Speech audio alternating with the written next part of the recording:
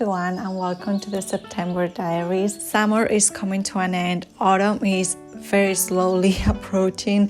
It's still very hot outside. I feel like it's going to be hot for another good 2 weeks. Today is Friday, the 2nd of September. Today the new Lord of the Rings series came out. I think it's called The Rings of Power. I don't know actually. I have to check that. But 2 episodes came out and I didn't know that the episodes were directed by Bayona, Juan Antonio Bayona.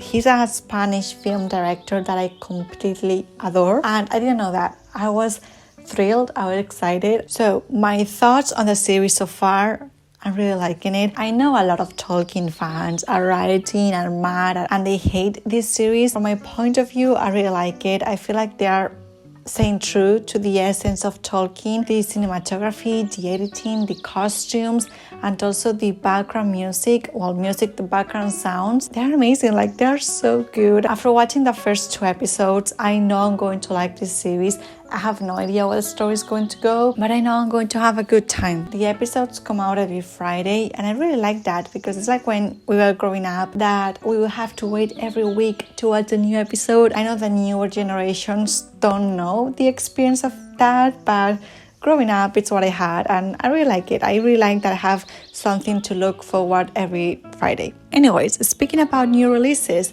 I still don't have a copy of Babel by Kuang. I know. It's been an entire odyssey trying to get a copy of this book, but it's fine. I'm in contact with my local bookshop and they're going to message me when they have new copies. They're being very nice about it. I mean, I can't wait. I have other books to read. And speaking about books, I finished Dracula by Bram Stoker. This is a new favorite classic for sure. I had such an amazing time reading it. Believe it or not, I didn't know the ending of Dracula. I obviously knew that Dracula is a vampire. And if, in case you didn't know, now you know.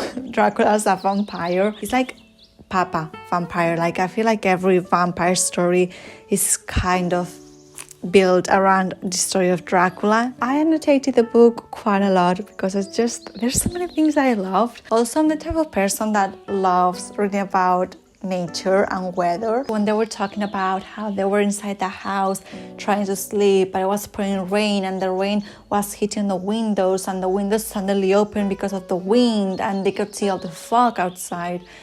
Those type of descriptions, they truly make the book for me, and there were a lot of those descriptions here, so that was amazing. And also I used some tabs for the historical context or for some historical information that I wanted to learn, and I learned a lot of new things thanks to this book. So thank you so much, Bram Stoker, for the historical lesson. This is an epistolary book, so this book has different diary entries as well as letters as well as newspapers. So that's how the story is told. And I do have to say that the first half of the book is truly amazing, like 5 stars, nothing wrong with it. But then after they discover that Dracula is a vampire, and the story is quite slow. We have a lot of moments where Van Helsing is truly unhinged. That man, like, he kept saying so many dramatic things that made everyone scared, and instead of trying to calm down everyone, he's like, okay everyone, freak out, like this is going to happen. And it's just, I kept laughing. Like, Van Helsing is truly unhinged. That's the best way I can describe that man. And also the ending is a little bit anticlimactic. Like, I was expecting something more dramatic, I guess, but still I like the book. I know in the Victorian era this book was probably mind-blowing, and now in 2022 I still think that it's a great book, and I do recommend reading this book, especially during spooky season. I do think it's a great book, and you will have an amazing time reading that first half of the book. So yes, Dracula by Bram Stoker, I do recommend it. I do think you're going to have a great time. I do not know what book I'm going to read right now. I was thinking about Frankenstein by Mary Shelley, but I do think I need like an in-between book between Dracula and Frankenstein. I am so excited to read Frankenstein. I have it right here. Here it is. I read Romantic Outlaws by Charlotte Gordon. I keep mentioning that book in every single one of my videos, but it's my favorite book of this year, and it's one of my new all-time favorite books. It's going to rain this weekend, and I'm very excited about that. Tomorrow is Betty's birthday. She's turning 10. Betty is my dog. My dog is turning 10 years old tomorrow. She's my absolute best friend, and I don't know, I just love her. She's standing right there. And then next weekend is my mom's birthday. I have quite a lot of Virgos in my life. Okay, right now I'm going to go outside and run some errands. And then I think I'm going to continue watching the Vampire Diaries. Since reading Dracula, I've been in a vampire kick. I just cannot get enough of the vampire content and stories. Very important question. Are you team Stefan or team Damon? I personally love the originals like Rebecca, Elijah, and Niklaus. So any of these three, I guess, I guess I do have a soft spot for Niklaus. But between Damon and Stefan, I feel like everyone chooses Damon. I don't know. I love Bonnie. I love Caroline. Jeremy at the beginning, but then he's just, I don't know. Anyways, I'm going to stop talking because I've been talking for a long time. Okay, bye. My name, it is Maria, a merchant's daughter fair, and I have left my parents and 3,000 pounds a year. My heart is pierced by Cupid, I disdain no glittering gold. There is nothing that console me but my jolly sailor bold. There is nothing can console me but my jolly sailor bold.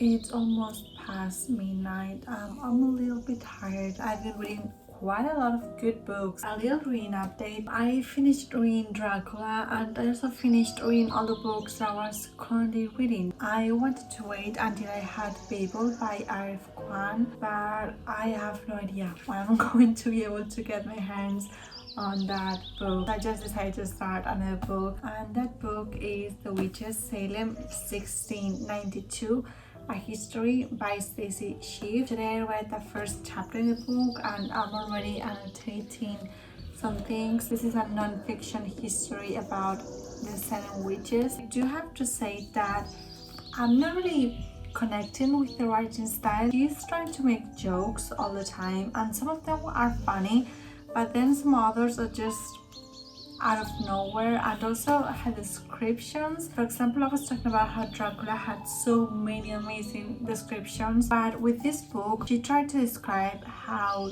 dark the sky was in New England, and she used 4 different types of darkness, like crow black, pitch black, Bible black, and then she described 3 different examples of darkness. I've never read anything like this, and it's a non-fiction book. So when it comes to non-fiction books, I just want to have a clear writing style that is properly written so I can get information about the history correctly. But with this, I'm just confused between the history and between the writing. I'm like, I don't know what's going on. But at the same time, I've only read 1 chapter, so I'm just going to give it a try. And also something funny that I read is that when the Gregorian calendar was approved, New England didn't want to use that calendar, and this is 1692, so New England was still part of England. And it's not like different time zones, they literally have a different year. I don't know, I thought that was very interesting. So far I've read some interesting things. Hopefully the writing style won't really bring down my enjoyment. I don't think so. I think I'm going to enjoy this book. I really want to enjoy this book, so I'm going to go into it with an open mind. So right now I'm going to continue watching the Vampire Diaries before going to bed. We are having a lot of iconic scenes with Katerina Petrova. I love whenever Elijah pronounces the name of Katerina. Katerina.